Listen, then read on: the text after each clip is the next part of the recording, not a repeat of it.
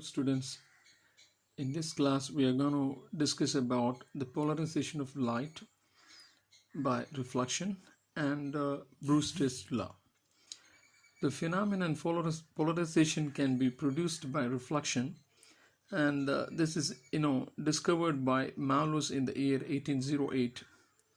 Now let us consider an unpolarized light strikes the surface of the glass as shown.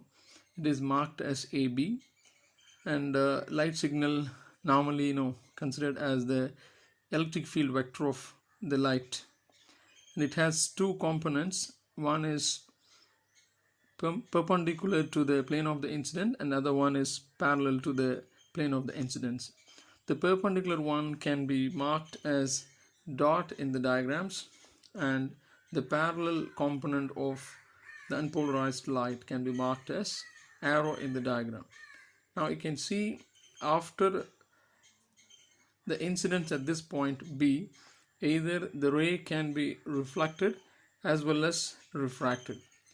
Now the reflected ray and the refracted ray both have the two components, that is the perpendicular one and the parallel one. Now the angle of incidence at this point, which is marked as I here, if it is increased and at a particular angle of incidence, the reflected ray will have only one component. It is a perpendicular component which is marked as dot. Now I can see in the next diagram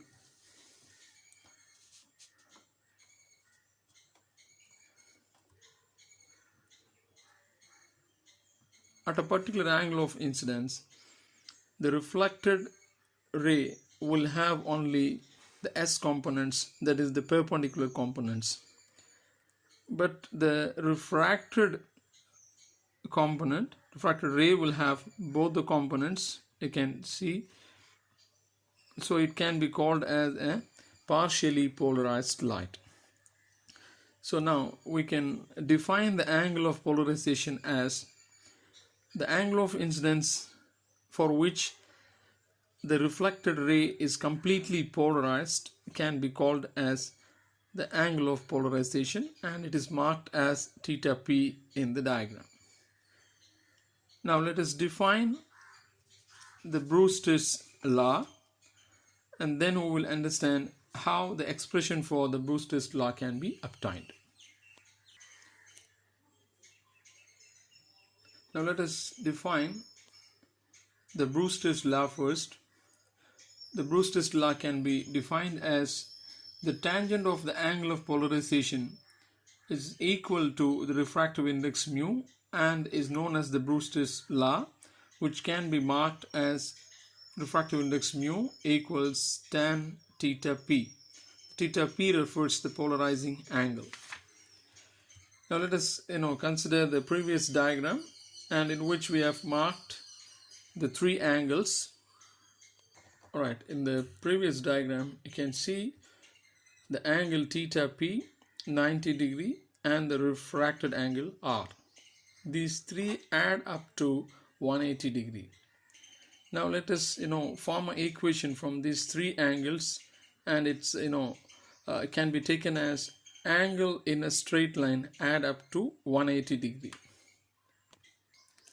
So if you write the equation theta p 90 degree and refracted angle r, which add up to 180 degree, now let us rewrite this equation as theta p plus r is equal to 180 minus 90, and it could be 90. Now r can be taken as 90 minus theta p.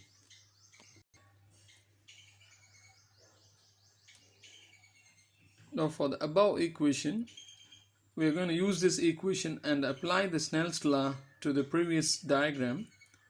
Now we'll have the equation according to the Snell's law. If light goes from air to glass, it has the incident angle as theta I and the angle of refraction as theta r, which can be given in the equation as refractive index of air multiplied by sine theta p equals refractive index of glass multiplied by the sign of refracted angle. So the equation gives you Ng by Na is equal to sine theta p divided by sine t r. Now using this equation, we can derive the Brewster's law.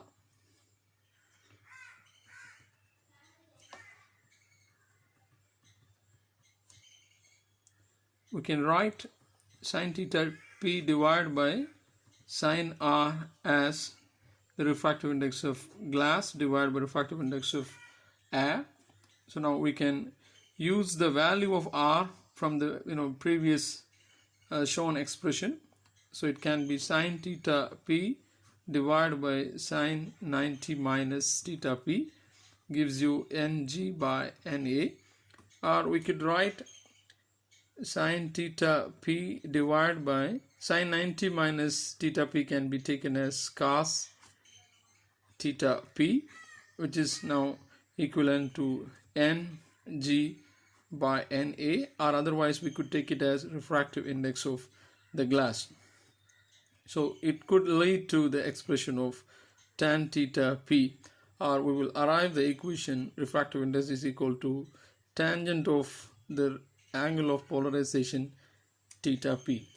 Now let us understand the two applications of Brewster's law also. One is it can be applied in the laser cavity mechanism with the optical resonators.